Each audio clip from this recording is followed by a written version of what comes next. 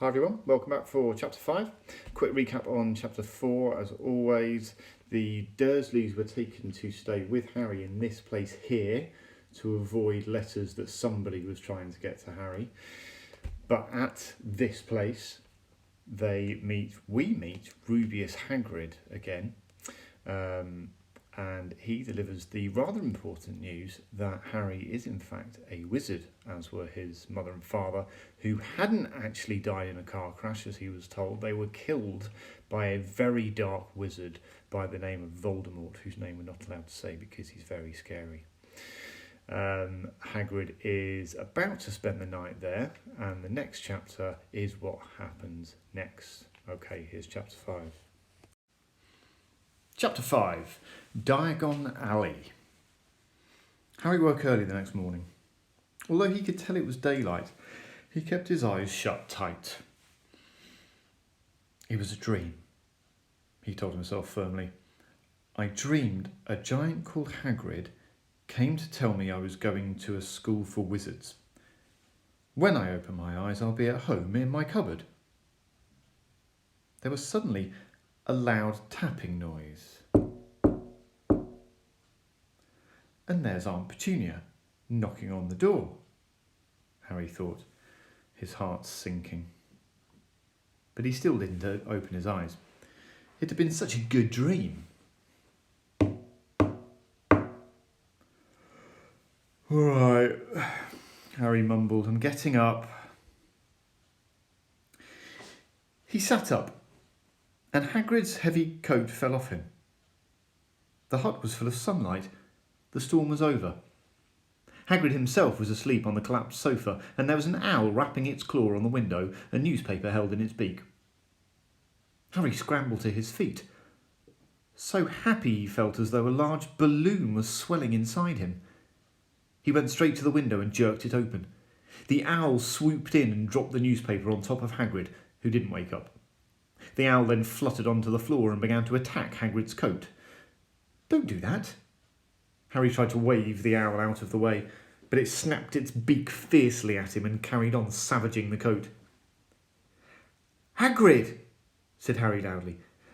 There's an owl. Pay him. Hagrid grunted into the sofa. What? He wants paying for delivering the paper. Look at the pockets. Hagrid's coat seemed to be made of nothing but pockets. Bunches of keys, slug pellets, balls of string, mint humbugs, tea bags. Finally, Harry pulled out a handful of strange-looking coins. Give him 5 nuts, Hagrid said sleepily. Nuts? The little brown ones. Harry counted out 5 little bronze coins, and the owl held out its leg so he could put the money into a small leather pouch tied to it. Then it flew off through the open window. Hagrid yawned loudly, sat up and stretched. Best be off, Harry. Lots to do today. Got to get you to London and buy all your stuff for school.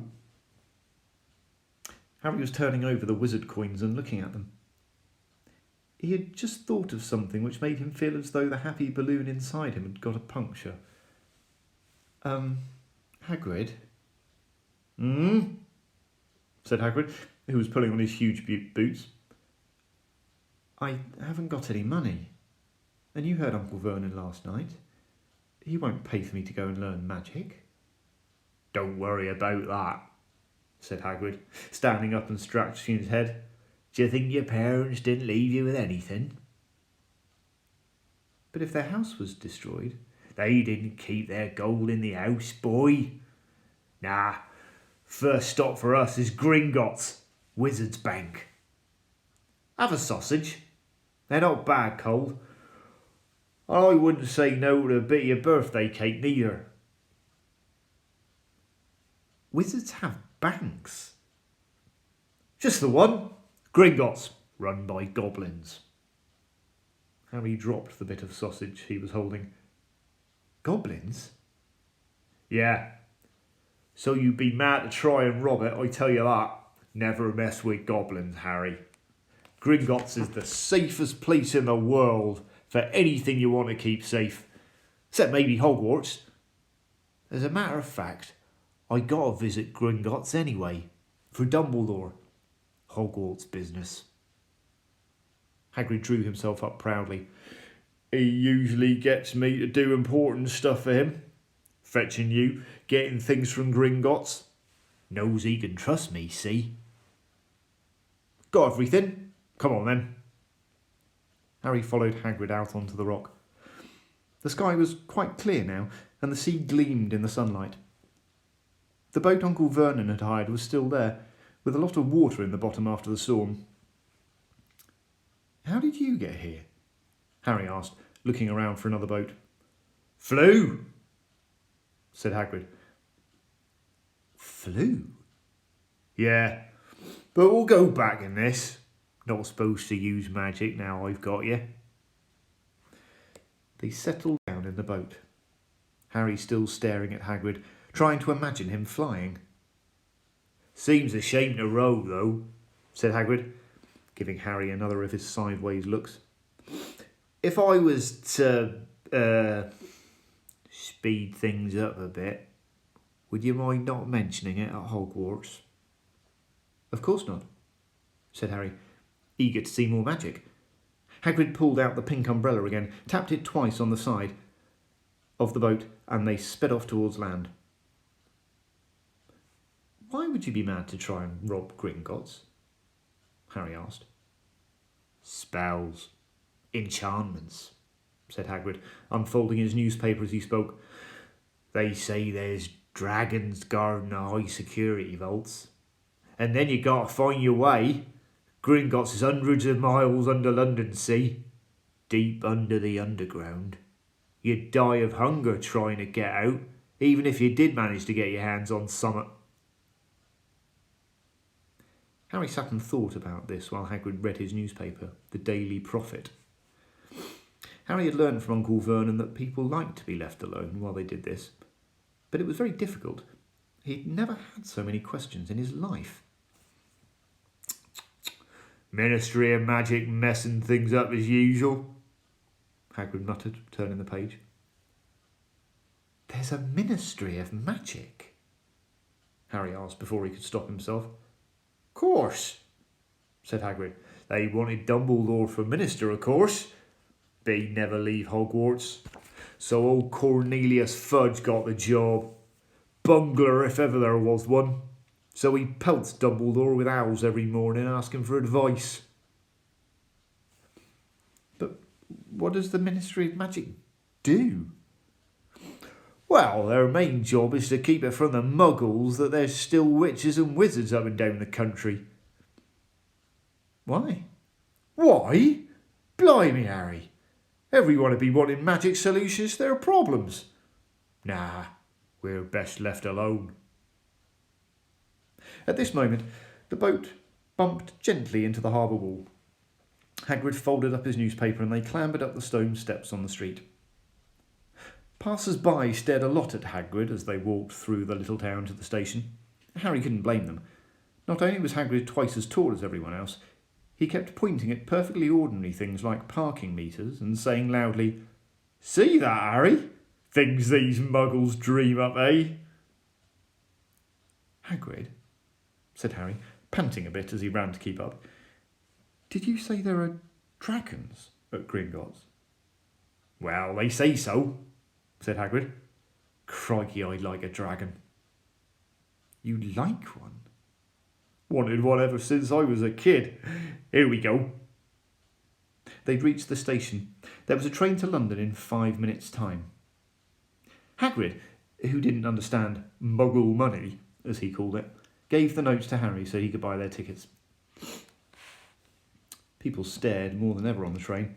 Hagrid took up 2 seats and sat knitting what looked like a canary yellow circus tent. Still got your letter, Harry? He asked as he counted stitches. Harry took the parchment envelope out of his pockets. Good, said Hagrid. There's a list there of everything you need. Harry unfolded a second piece of paper he hadn't noticed the night before and read. Hogwarts School of Witchcraft and Wizardry. Uniform.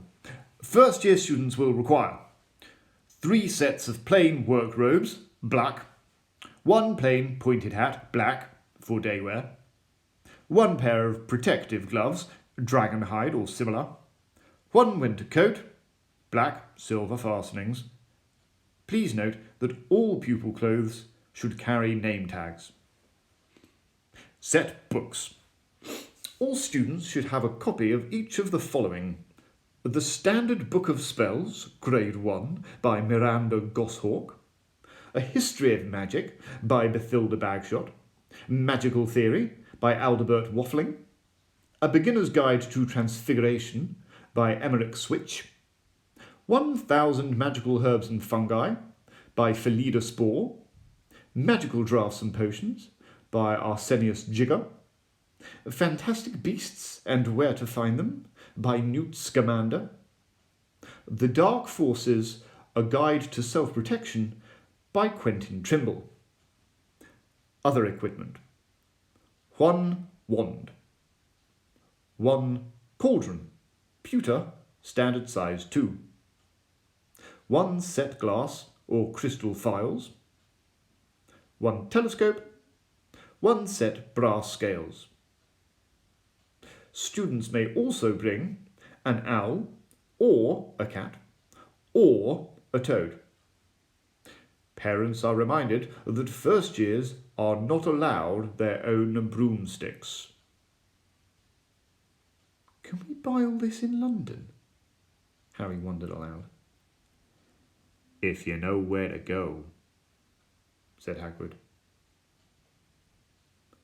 Harry had never been to London before. Although Hagrid seemed to know where he was going, he was obviously not used to getting there the ordinary way. He got stuck in the ticket barrier on the Underground and complained loudly that the seats were too small and the trains too slow.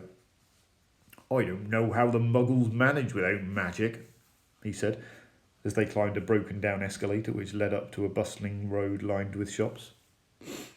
Hagrid was so huge that he parted the crowd easily. All Harry had to do was keep close behind him. They passed bookshops and magic stores, hamburger bars and cinemas, but nowhere that looked as if they'd sell you a magic wand. This was just an ordinary street full of ordinary people. Could there really be piles of wizard gold buried miles beneath them?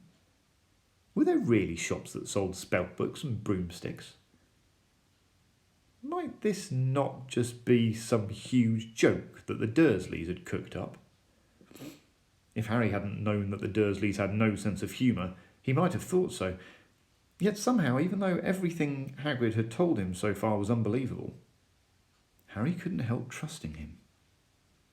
"This is it," said Hagrid, coming to a halt. "The Leaky Cauldron. It's a famous place." It was a tiny, grubby-looking pub. If Hagrid hadn't pointed it out, Harry wouldn't have noticed it was there. The people hurrying by didn't glance at it. Their eyes slid from the big bookshop on one side to the record shop on the other, as if they couldn't see the Leaky Cauldron at all.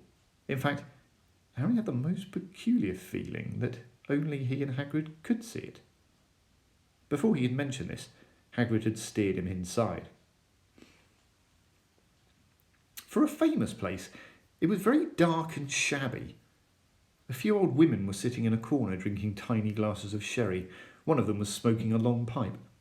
A little man in a top hat was talking to the old barman, who was quite bald and looked like a gummy walnut. The low buzz of chatter stopped when they walked in.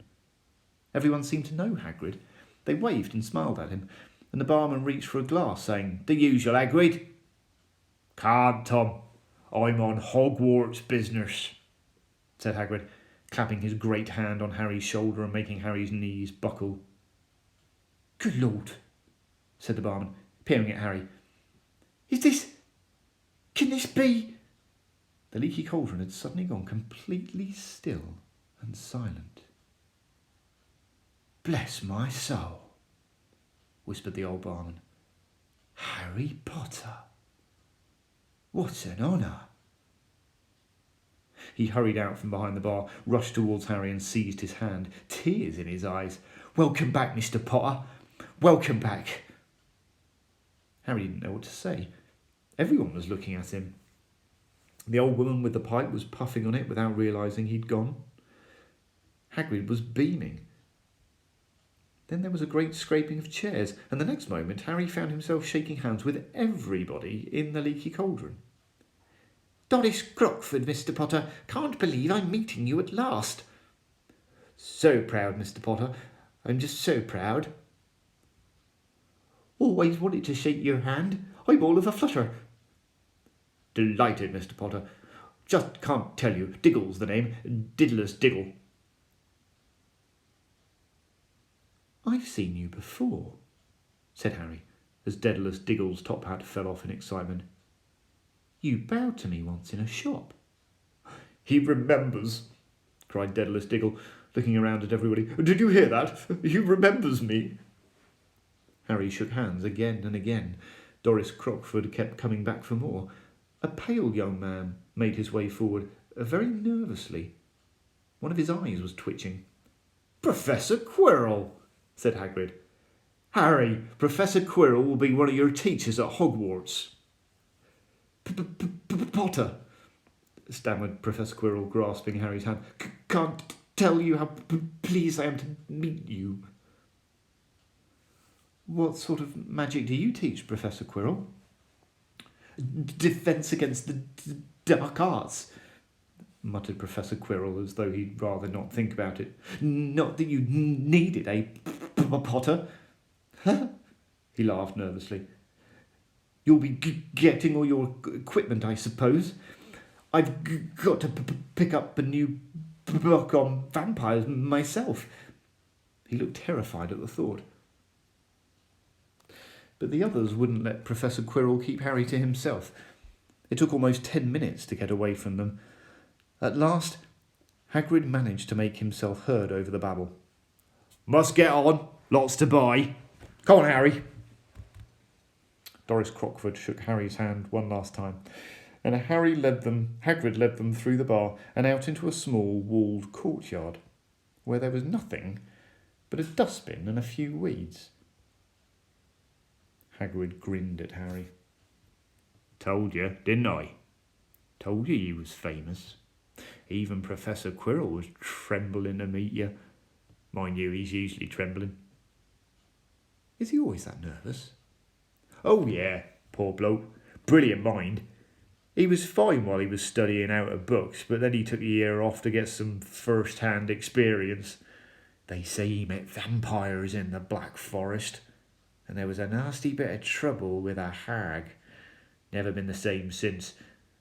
Scared of the students. Scared of his own subject. Now, where's my umbrella?"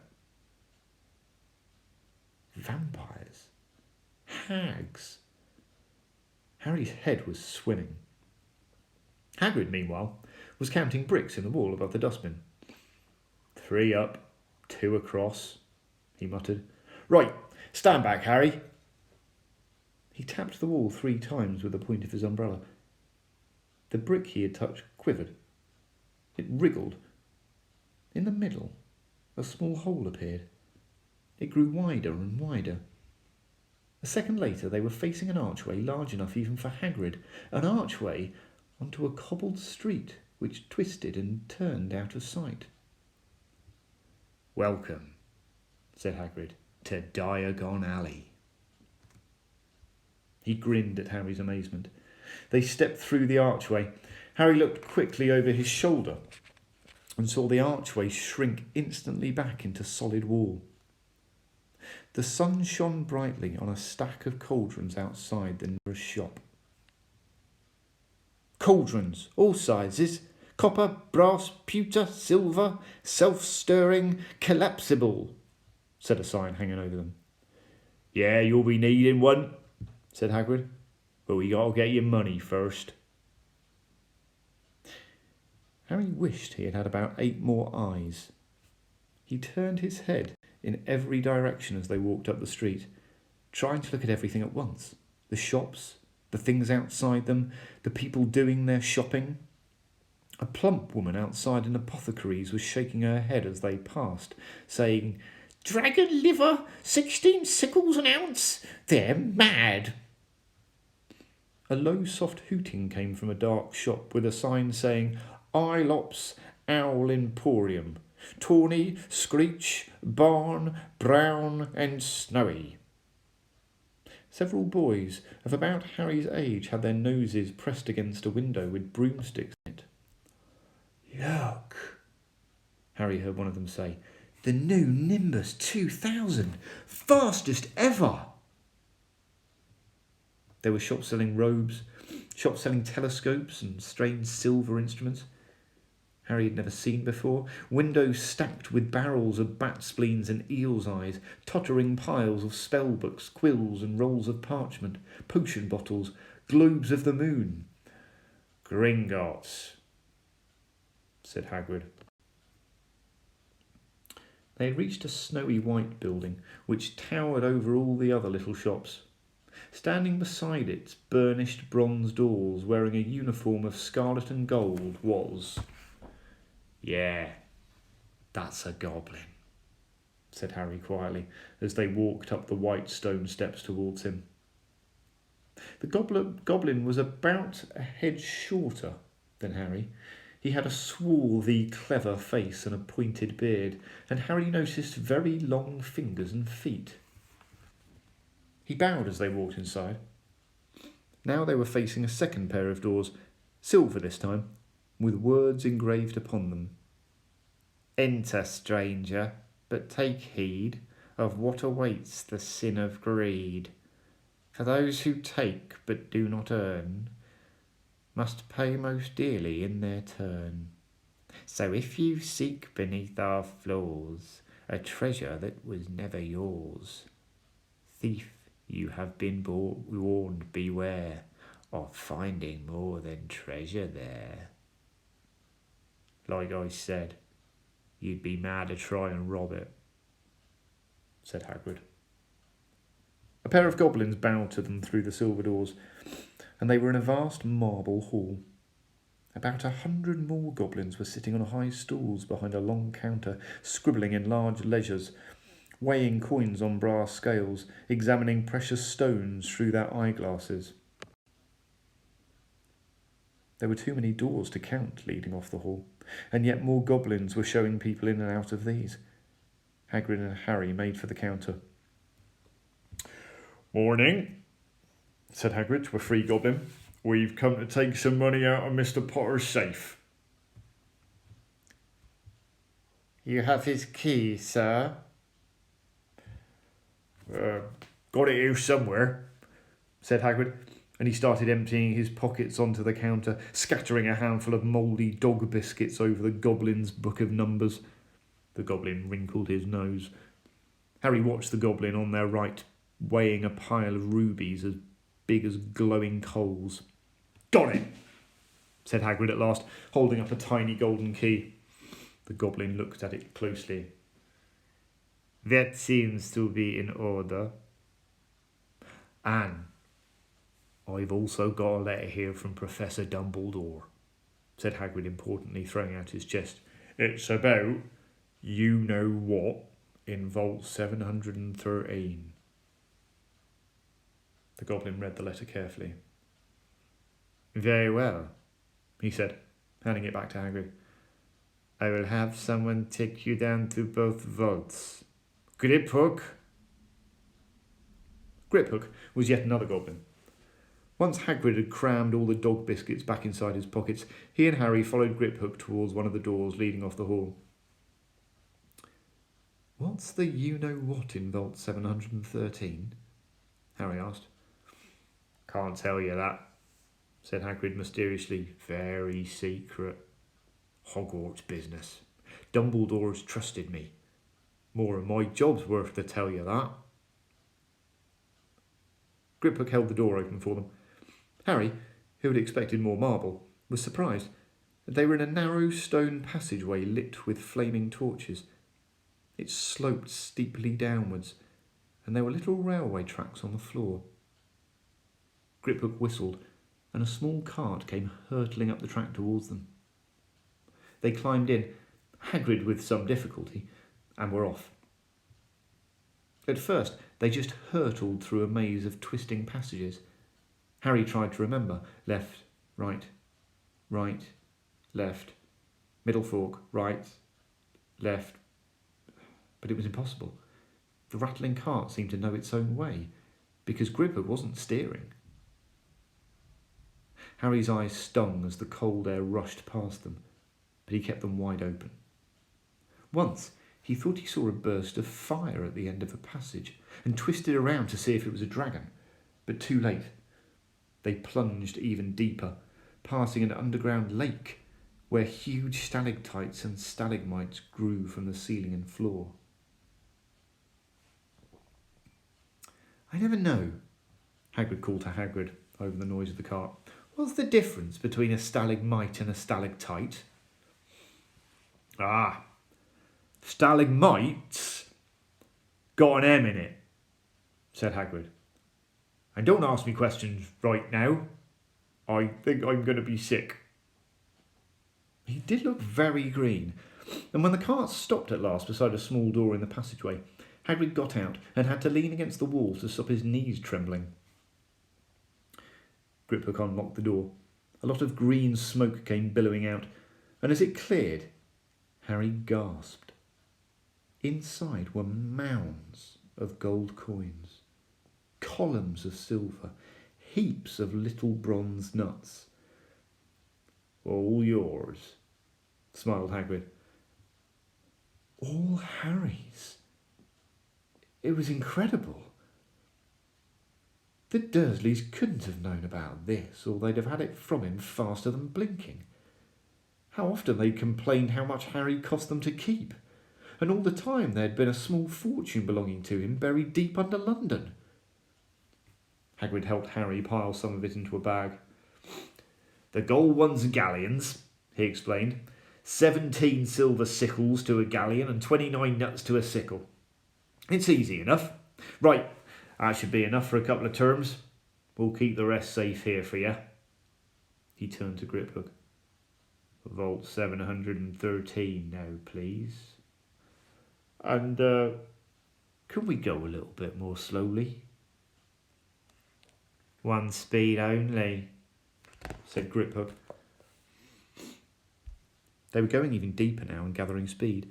The air became colder and colder as they hurtled round tight corners. They were rattling over an underground ravine, and Harry leant over the side to try and see what was down at the dark bottom, but Hagrid groaned and pulled him back by the scruff of the neck. Vault 713 had no keyhole. "Stand back," said Griphook importantly. He stroked the door gently with one of his long fingers, and it simply melted away. "If anyone but a Gringotts goblin tried that, they'd be sucked through the door and trapped in there," said Griphook. "How often do you check to see if anyone's inside?" Harry asked. "About once every 10 years, said Griphook with a rather nasty grin. Something really extraordinary had to be inside this top security vault. Harry was sure, and he leant forwards eagerly, expecting to see fabulous jewels at the very least. But at first, he thought it was empty. Then he noticed a grubby little package wrapped up in brown paper lying on the floor. Hagrid picked it up and tucked it deep inside his coat. Harry longed to know what it was, but he knew better than to ask. "Come on, back in this infernal cart. And don't talk to me on the way back. It's best if I keep my mouth shut," said Hagrid. One wild cart ride later, they stood blinking in the sunlight outside Gringotts. Harry didn't know where to run first now that he had a bag full of money. He didn't have to know how many galleons there were to a pound to know that he was holding more money than he'd ever had in his whole life. More money than even Dudley had ever had. "Might as well get your uniform," said Hagrid, nodding towards Madame Malkin's robes for all occasions. "Listen, Harry, will you mind if I slipped off for a pick-me-up in the Leaky Cauldron? I hate Gringotts cars." He did still look a bit sick, so Harry entered Madame Malkin's shop alone, feeling nervous. Madame Malkin was a squat woman, smiling, dressed all in mauve. "Hogwarts, do you?" she said, when Harry started to speak. "Got the lot here. Another young man being fitted up just now, in fact." In the back of the shop, a boy with a pale, pointed face was standing on a footstool, while a second witch pinned up his long black robes. Madame Malkin stood Harry on the stool next to him, slipped a long robe over his head and began to pin it to the right length. "Hello," said the boy. "Hogwarts too?" "Yes."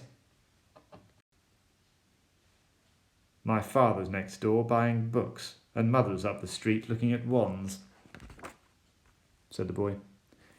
He had a bored, drawling voice. "Then I'm going to drag them off to look at racing brooms. I don't see why first years can't have their own. I think I'll bully father into getting me one, and I'll smuggle it in somehow." Harry was strongly reminded of Dudley. "Have you got your own broom?" the boy went on. "No," said Harry. "Play Quidditch at all?" "No," Harry said again, wondering what on earth Quidditch could be. "I do. Father says it's a crime if I'm not picked to play for my house, and I must say I agree. Know what house you'll be in yet?" "No," said Harry, feeling more stupid by the minute. "Well, no one really does until they get there, do they? But I know I'll be in Slytherin. All our family have been. Imagine being in Hufflepuff. I think I'd leave, wouldn't you?" Said Harry, wishing he could say something a little bit more interesting. "I say, look at that man," said the boy suddenly, nodding towards the front window. Hagrid was standing there, grinning at Harry and pointing at 2 large ice creams to show he couldn't come in. "Oh, that's Hagrid," said Harry, pleased to know something the boy didn't. "He works at Hogwarts." "Oh," said the boy. "I've heard of him. He's a sort of servant, isn't he?" "He's the gamekeeper," said Harry. He was liking the boy less and less every second. "Yes, exactly. I heard he's a sort of savage. Lives in a hut in the school grounds, and every now and then gets drunk, tries to do magic, and ends up setting fire to his bed." "I think he's brilliant," said Harry coldly. "Do you?" said the boy with a slight sneer. "Why, is he with you? Where are your parents?" "They're dead," said Harry shortly. He didn't feel much like going into the matter with this boy. "Oh, sorry," said the other, not sounding sorry at all. "But they were our kind, weren't they?" "They were a witch and a wizard, if that's what you mean." "I really don't think they should let the other sort in, do you? They're just not the same. They've never been brought up to know our ways. Some of them have never even heard of Hogwarts until they get the letter, I imagine. I think they should keep it in the old wizarding families. What's your surname, anyway?" But before Harry could answer, Madame Malkin said, "Are you done, my dear?" And Harry, not sorry for an excuse to stop talking to the boy, hopped down from his footstool. "Well, I'll see you at Hogwarts, I suppose," said the drawling boy. Harry was rather quiet as he ate the ice cream Hagrid had bought him, chocolate and raspberry with chopped nuts. "What's up?" said Hagrid. "Nothing," Harry lied. They stopped to buy parchments and quills. Harry cheered up a bit when he found a bottle of ink that changed colour as you wrote. When they had left the shop, he said, "Hagrid, what's Quidditch?" "Blimey, Harry, I keep forgetting how little you know, not knowing about Quidditch." "Don't make me feel worse," said Harry. He told Hagrid about the pale boy and Madame Malkin's. "And he said people from Muggle families shouldn't even be allowed in." "You're not from a Muggle family. If he'd known who you were. He's grown up knowing your name if his parents are wizarding folk. You saw him in the Leaky Cauldron. Anyway, what does he know about it? Some of the best I ever saw were the only ones without magic in the long line of muggles. Look at your mum. Look at what she had for a sister. So what is Quidditch? It's our sport. Wizard sport. It's like football in the muggle world. Everyone follows Quidditch. Played up in the air on broomsticks, and there's 4 balls. Sort of hard to explain the rules. And what are Slytherin and Hufflepuff? Schoolhouses. There's 4. Everyone says Hufflepuff are a load of duffers, but I bet I'm in Hufflepuff, said Harry gloomily. better Hufflepuff than Slytherin, said Hagrid darkly. There's not a single witch or wizard who went bad who wasn't in Slytherin. You know who was one. You know who was at Hogwarts? Years and years ago, said Hagrid.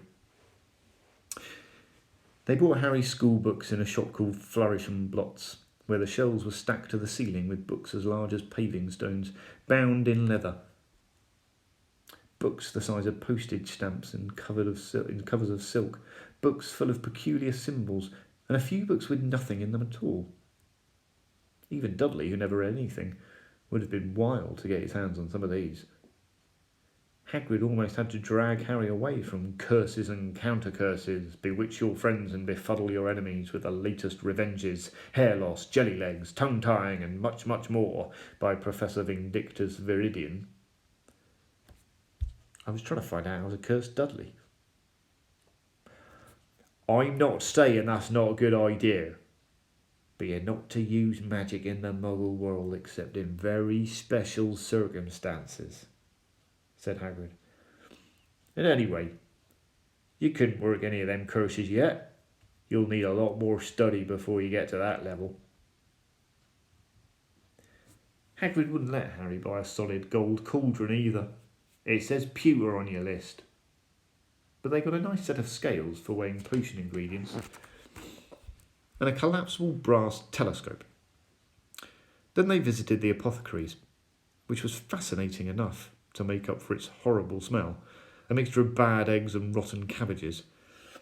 Barrels of slimy stuff stood on the floor, jars of herbs, dried roots and bright powders lined the walls, bundles of feathers, strings and fangs and snarled claws hung from the ceiling. While Hagrid asked the man behind the counter for a supply of some basic potion ingredients for Harry, Harry himself examined silver unicorn horns at 21 galleons each and minuscule glittery black beetle eyes, 5 nuts a scoop. Outside the apothecary's, Hagrid checked Harry's list again. Just your wand left. Oh, yeah. And I still haven't got your birthday present. Harry felt himself go red. You don't have to. I know I don't have to. Tell you what, I'll get you animal. Not a toad. Toad went out of fashion years ago. You'd be laughed at. And I don't like cats. They make me sneeze. I'll get you an owl. All the kids want owls. They're dead useful, carrying your post and everything. 20 minutes later, they left the Ilops Owl Emporium, which had been dark and full of rustling and flickering jewel-bright eyes. Harry now carried a large cage which held a beautiful snowy owl, fast asleep with her head under her wing. He couldn't stop stammering his thanks, sounding just like Professor Quirrell. Don't mention it, said Hagrid gruffly. Don't expect you've had a lot of presents from them Dursleys. Just Ollivanders left now. Only place for wands, Ollivanders. And you gotta have the best wand. A magic wand. This was what Harry had really been looking forward to. The last shop was narrow and shabby. Peeling gold letters over the door read, Ollivanders, makers of fine wands since 382 BC. A single wand lay on a faded purple cushion in the dusty window. A tinkling bell rang somewhere in the depths of the shop as they stepped inside. It was a tiny place, empty except for a single spindly chair which Hagrid sat on to wait. Harry felt strangely as though he had entered a very strict library. He swallowed a lot of new questions which had just occurred to him, and looked instead at the thousands of narrow boxes piled neatly right to the ceiling. For some reason, the back of his neck prickled. The very dust and silence in here seemed to tingle with some secret magic. "Good afternoon," said a soft voice. Harry jumped. Hagrid must have jumped too, because there was a loud crunching noise, and he got quickly off the spindly chair. An old man was standing before them, his wide pale eyes shining like moons through the gloom of the shop. "Hello," said Harry awkwardly. "Ah, yes," said the man. Yes. I thought I'd be seeing you soon, Harry Potter." It wasn't a question. "You have your mother's eyes. It seems only yesterday she was in here herself, buying her first wand. 10¼ inches long, swishy, made of willow. Nice wand for charm work." Mr. Ollivander moved closer to Harry. Harry wished he could blink. Those silvery eyes were a bit creepy. "Your father, on the other hand, favoured a mahogany wand, 11 inches, pliable, a little more power and excellent for transfiguration." "Well, I say your father favoured it. It's really the wand that chooses the wizard, of course." Mr. Ollivander had come so close that he and Harry were almost nose to nose. Harry could see himself reflected in those misty eyes. "And that's where—" Mr. Ollivander touched the lightning scar on Harry's forehead with a long white finger.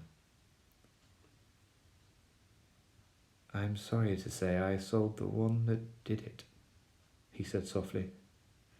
13½ inches. Powerful one, very powerful, and in the wrong hands. Well, if I'd known what that wand was going out into the world to do." He shook his head, and then to Harry's relief spotted Hagrid. Rubius Hagrid, how nice to see you again. Oak, 16 inches, rather bendy, wasn't it?" "It was, sir, yes." "Good wand, that one. But I suppose they snapped it in half when you got expelled," said Mr. Ollivander, suddenly stern. Yes, they did, yes," said Hagrid, shuffling his feet. "I still got the pieces, though," he added brightly. "But do you use them?" said Mr. Ollivander sharply. "Oh, no, sir," said Hagrid quickly. Harry noticed he gripped his pink umbrella very tightly as he spoke. Said Mr. Ollivander, giving Hagrid a piercing look. "Well now, Mr. Potter, let me see." He pulled a long tape measure with silver markings out of his pocket. "Which is your wand arm?" Well, I mean, I'm right-handed," said Harry. "Hold out your arm. That's it." He measured Harry from shoulder to finger, then wrist to elbow, shoulder to floor, knee to armpit, and round his head. As he measured, he said, "Every Ollivander wand has a core of powerful magical substance, Mr. Potter. We use unicorn hairs, phoenix tails, and the heartstrings of dragons. No two Ollivander wands are the same, just as no two unicorns, dragons, or phoenixes are quite the same, of course. You will never get such good results with another wizard's wand." Harry suddenly realised that the tape measure, which was measuring between his nostrils now, was doing it on his own. Mr. Ollivander was flitting around the shelves, taking down boxes.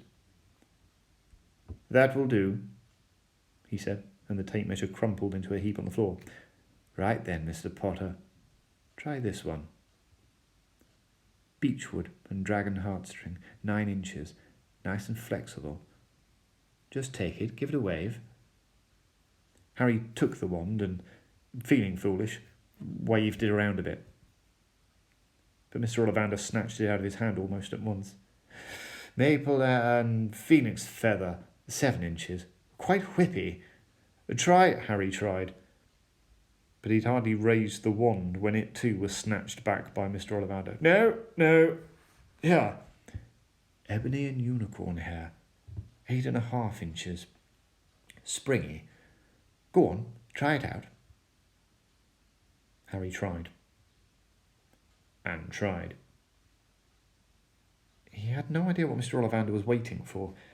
The pile of tried wands was mounting higher and higher on the spindly chair, but the more wands Mr. Ollivander pulled from the shelves, the happier he seemed to become. Tricky customer, eh?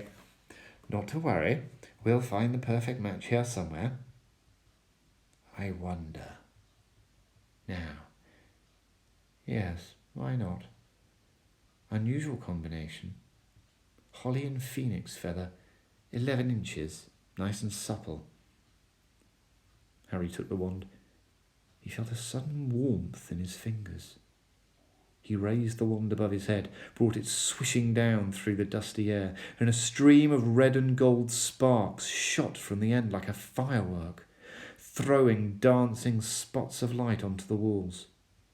Hagrid whooped and clapped, and Mr. Ollivander cried, "Oh, bravo! Yes, indeed. Oh, very good. Well, well, well." How curious. How very curious. He put Harry's wand back into its box and wrapped it in brown paper, still muttering, "Curious, curious." "Sorry," said Harry, "but what's curious?" Mr. Ollivander fixed Harry with this pale stare. "I remember every wand I've sold, Mr. Potter. Every single wand. It so happens that the phoenix whose tail feather is in your wand gave another feather. Just one other. It is very curious indeed that you should be destined for this wand when its brother gave you that scar." Harry swallowed. "Yes, 13.5 inches. You. Curious indeed how these things happen. The wand chooses the wizard, remember. I think we must expect great things from you, Mr. Potter. After all, he who must not be named did great things. Terrible, yes, but great." Harry shivered. He wasn't sure he liked Mr. Ollivander too much. He paid 7 gold galleons for his wand, and Mr. Ollivander bowed them from his shop. The late afternoon sun hung low in the sky as Harry and Hagrid made their way back down Diagon Alley, back through the wall, back through the Leaky Cauldron, now empty. Harry didn't speak at all as they walked down the road. He didn't even notice how much people were gawping at them on the underground, laden as they were with all their funny-shaped packages, with a sleepy owl on Harry's lap. Up another escalator, out into Paddington Station. Harry only realised where they were when Hagrid tapped him on the shoulder. "Got time for a bite to eat before your train leaves?" he said. He bought Harry a hamburger and they sat down on plastic seats to eat them. Harry kept looking around. Everything looked so strange somehow. "You're right, Harry. You're very quiet," said Hagrid. Harry wasn't sure he could explain. He'd just had the best birthday of his life, and yet he chewed his hamburger, trying to find the words. "Everyone thinks I'm special," he said at last. "All those people in the Leaky Cauldron. Professor Quirrell, Mr. Ollivander. But I don't know anything about magic at all. How can they expect great things? I'm famous and I can't even remember what I'm famous for. I don't know what happened when the night my parents died." Hagrid leant across the table. Behind the wild beard and eyebrows he wore a very kind smile. "Don't you worry, Harry. You'll learn fast enough. Everyone starts at the beginning at Hogwarts. You'll be just fine. Just be yourself. I know it's hard. You've been singled out, and that's always hard. But you'll have a great time at Hogwarts. I did. Still do, as a matter of fact." Hagrid helped Harry onto the train that would take him back to the Dursleys, then handed him an envelope. "Your ticket for Hogwarts," he said. "1st of September, King's Cross. It's all on your ticket. Any problems with the Dursleys, send me a letter with your owl. She'll know where to find me. See you soon, Harry." The train pulled out of the station. Harry wanted to watch Hagrid until he was out of sight. He rose in his seat and pressed his nose against the window. But he blinked, and Hagrid had gone.